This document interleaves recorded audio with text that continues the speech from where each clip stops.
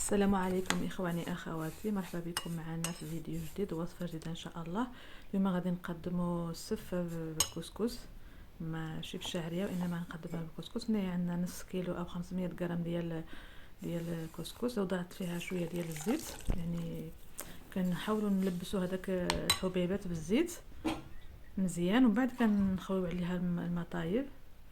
وهنا وضعت الكاس الاول وغادي نوضع الكاس الثاني. هذا الماء يعني ساخن، كنحاولوا يعني نخلوه على هذاك الكسكس وكنخليوه واحد المده حتى كيتشرب ديك هذوك الماء اللي ضفنا، تشربوا مزيان وكينشف. الماء اللي غادي نفوروا عليه هذا الكسكس كنوضعوا فيه شويه ديال القرفه، يعني كتنسموا بالتنسيمات اللي بغيتو، يعني بالنكهات اللي بغيتو، بالقرفه، بنجمه الارض، يعني اي نكهه. ممكن تضعوا حتى الفانيلا بغيتو، لان هذا غيكون يعني حلو، كسكس حلو. كنوضعوه الماء فوق النار حتى كيغلاو. عاد باش كنوضعوا الكسكس ديالنا.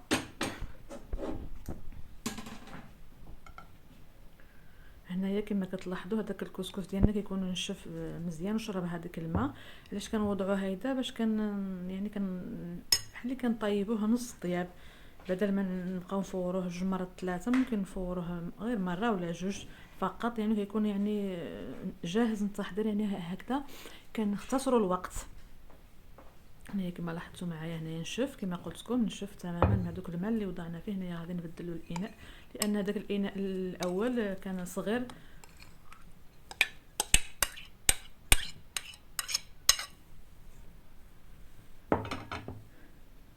كنحاولوا يعني نفسخوه باش ما يبقاش شي شويه، الا كان شويه شارب الماء شي كتل فيه كنحاولوا اليد ديالنا اولا بشي ملعقه كنحاولوا هكذا نفرقوه يعني على بعضياته، حبات على بعضياته. اصلا بما اننا لبسناه بالزيت في الاول ما كنحتاجوش، اما كيتعجناش عفوا.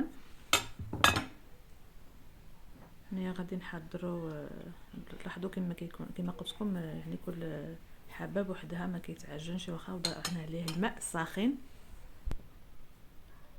اللي كنوضعوا الملح يعني حسب الذوق، ما تكثروش بزاف، لان هذا غيكون حلو، الوصفه يعني حلوه. ما تكثروش الملح بزاف، يعني الملح غير باش كنصحوا به الذوق وصافي، يعني ماشي كميه كبيره. دائما الملح وكذلك الحلاوه كتبقى حسب الذوق كل واحد، يعني وحسب الرغبه ديالو، حسب كيفاش كيفضل الاكل ديالو او الحلويات.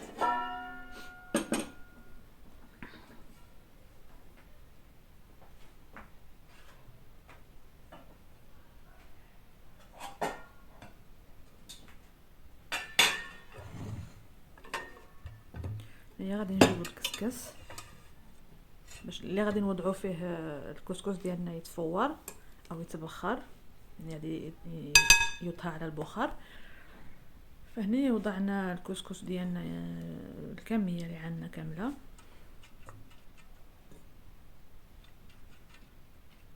كنحاولوا نوضعوها ونوزعوا هذا شويه لا باش ما يجيش يعني فوق بعضياته كامل هكذا، يعني كنوزعوا على حسب الكسكس اللي عندنا.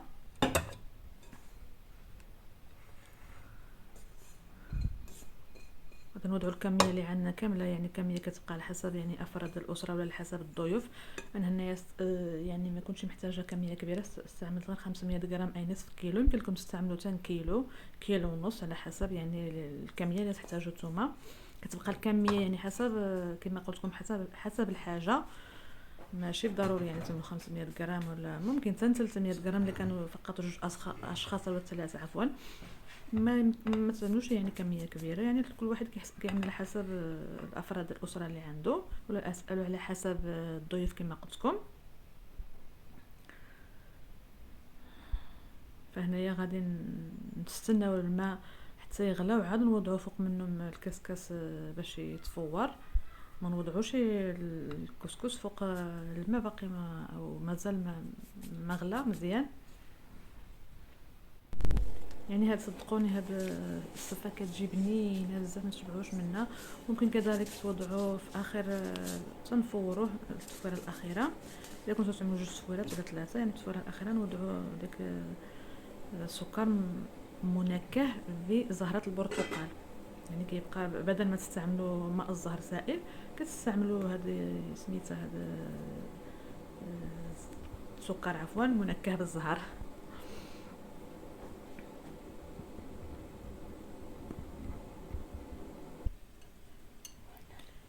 فهنايا هذا كنت جهزت كراميل منزلي محضر، وغتشوفوا اللون ديالو غامق. انا كنت خصني نوضع فيه الشوكولاته بيضاء وانما ما كانش عندي وعندي فقط غير السوداء. هنايا كنستعملوا المقادير كاس المعيار ديالو 200 ملي غرام او مليلتر عفوا.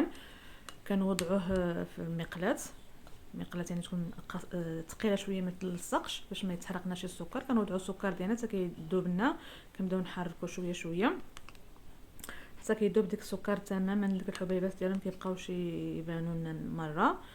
من بعد كنضيفوا عليه كاس ديال الماء غاليان وكنوضعوا واحد الشيشه ديال الملح وكنبقاو نحركوا. فغادي تلاحظوا من بعد ما كتضيفوا الماء شويه هذاك الكراميل كيتحجر. ما تخافوش منه، فقط غتبقاو تحركوا مزيان وغادي يرجع لكم كما كان. وغتضيفوا واحد الكميه ديال واحد 50 غرام هكذا ديال الشوكولاته بيضاء. انا هنا ضفت السوداء لهذاك الشيء كتشوفوا عندنا لون غامق. وغادي ناخذ كذلك الزبيب اللي غادي يكون حتى هو في الوصفه ديالنا، غادي نوضعوه يتسلق شويه. كنوضعوا له شويه ديال القرفه، يا اما القرفه بودره اولا القرفه عوديه تكون واحد العود نص. دوك العواد ديال القرفه كنقسموهم على النص لان عندي كميه انايا صغيره. لك كل ما كانت عندكم كميه اكثر كتضيفوا، لان الا كانت كميه قليله وضعتوا القرفه بزاف كتجي شويه حاره. وكذلك غادي نحتاجوا سكر بودره او سكر كلاصي اللي هذاك غادي نستعملوه مع الكسكس. انما هنايا غادي نوضعوا سكر عادي، سكر هذاك مع الزبيب باش يتعسل لنا فقط. وكذلك ممكن يكون ماء الزهر او سكر معطر زهرة البرتقال، يعني كتبقى لكم يعني النكهه نتوما كتختاروا، ماشي مقيدين بشي نكهه معينه. ممكن تخليوها القرفه يعني مع الزبيب. بطبيعه الحال الزبيب كنكونوا غسلناه من قبل ورطبناه شويه في الماء ولا بماء الزهر. يعني كما كتلاحظوا هنايا الكسكس بعد ما كيتفور لنا كنوضعوه في الاناء كما قلت لكم. غادي نوضعوا هذيك السكر معطر بزهره البرتقال.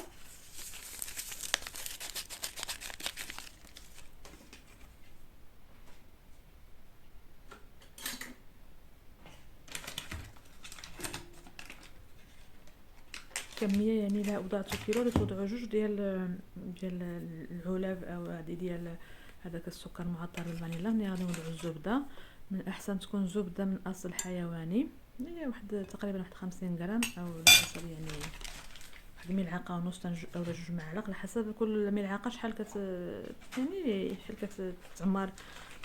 الحجم ديال الملعقات كيختلف، يعني وحده صغيره وحده متوسطه وحده كبيره وحده كتكون كبيره عليها. يعني الا بغيتو توزنوه تعملوا واحد 50 غرام 40 غرام كما قلت لكم. احسن تكون زبده من اصل حيواني. وغادي نوضعوا السكر هنا كيبقى حسب الرغبه. غادي نوضع هنا السكر بودره او سكر كلاصي او سكر ثقيل كل واحد كيفاش كيسميه. كتبقى الحلاوه على حسب الرغبه عفوا الرغبه. كتخلطوا من بعد وكتذوقوا. الا كان يعني هو هذاك جاكم صافي كتختفيو مثلا 2 معالق 3. الا كنتو كتحتاجوا يعني حلاوه كتفضلوا حلاوه اكثر، يعني هذه كتبقى لكم اختيار. يعني ماشي الحلوى ضروري يكون كتكون مقادير مضبوطه، هذه يعني كتبقى على حسب الرغبه، زيدوا او نقصوا حسب الرغبه ديالكم. ممكن كذلك نعملوا هنايا حليب مركز محلى كذلك بدل السكر كلاصي او العسل. يعني نتوما كيمكن لكم تغيروا كما بغيتوا. عفوا الحلاوه دائما كتبقى حسب يعني الرغبه، وكل ما قللنا الحلاوه يعني كان افضل.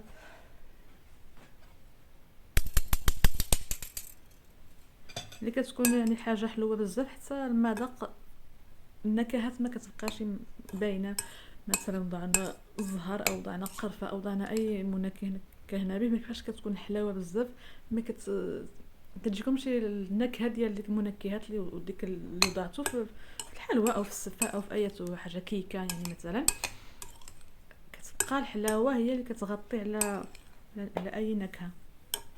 ولا كانت الحلاوه شويه معتدله او قليله كتبقى ديك النكهه باينه وواضحه مزيان. ملي كنخلطو مزيان مزيان.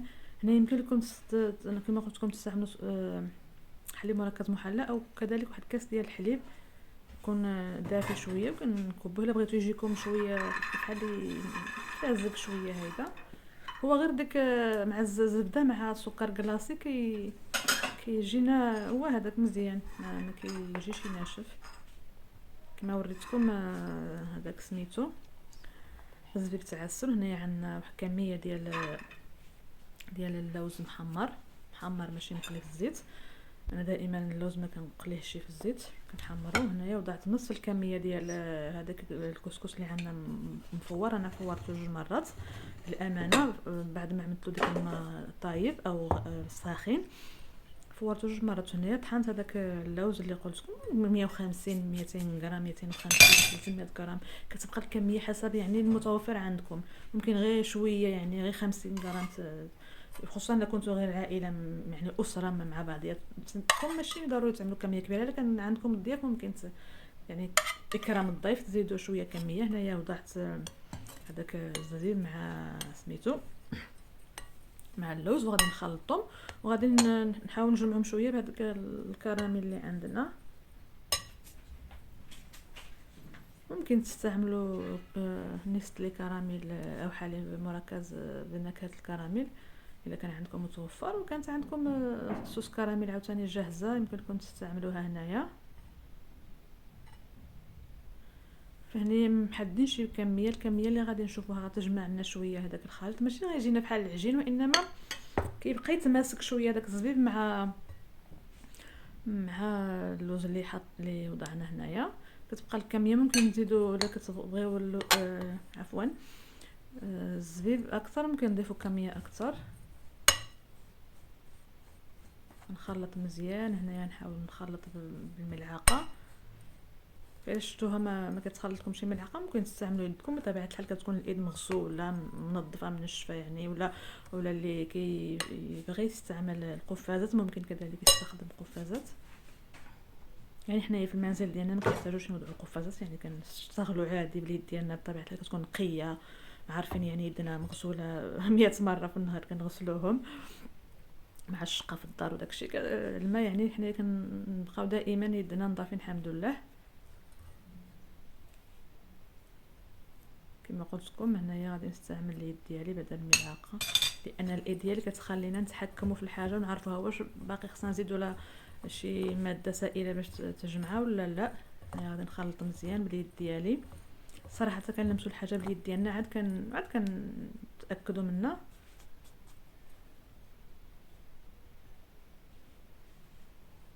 هنايا غنضيف القليل لانه جاني ناشف شويه. غادي نضيف شويه ديال الصوص كراميل. صدقوني كيجي واحد البنه فيه هاد الوصفه الصراحه، واحد البنه واحد ما نقول لكمش عليها الصراحه. يعني هي بسيطه وكتحضر يعني بسرعه، ولكن كتجي غزاله. صدقوني الا حضرتوها للضيوف ديالكم يعني وجهكم محمر. يعني الوصفه ديال تحميرات الوجه.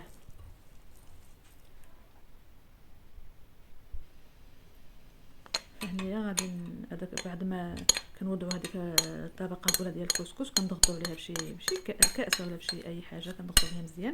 كنوضعوا هذاك الخليط اللي وضعنا ديال الزبيب واللوز والكراميل او صوص كراميل اللي حضرناها في المنزل. هنا كنت قلت لكم الطريقه كيفاش عامله، يعني غادي كنوعدكم بانني نقدمها لكم ان شاء الله يعني بتفاصيل، يعني كيفاش نحضروا كراميل، يعني طرق مختلفه وطرق كذلك سهله ومبسطه للمبتدئات والمبتدئين كذلك حتى هما. فغادي نحاول نوزع هذيك الخليط اللي وضعنا ديالنا، نحاولوا يعني كل من الجوانب والوسط يعني يكون كل شيء واصلوا هذاك الخليط اللي وضعنا.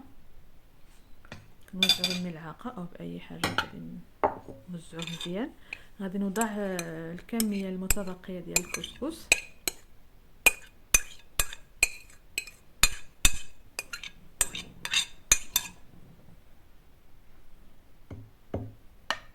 غادي نحاول نوزعه كذلك ونضغط عليه شويه، نحاول نضغطوا عليه يعني مزيان باش كيبقى لنا الشكل ديك القالب اللي وضعنا فيه، كيعطينا الشكل.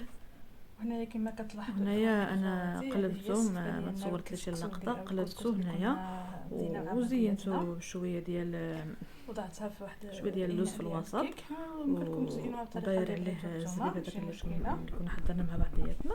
ودوك الخطوط ديال المول هادو كيكونوا المول ديال الكيك. هنايا مثلهم هذاك الخطوط ديك الكراميل كندوه في الشيبوش وكنبقاو نتبعوا هذوك الخطوط كما كتلاحظوا.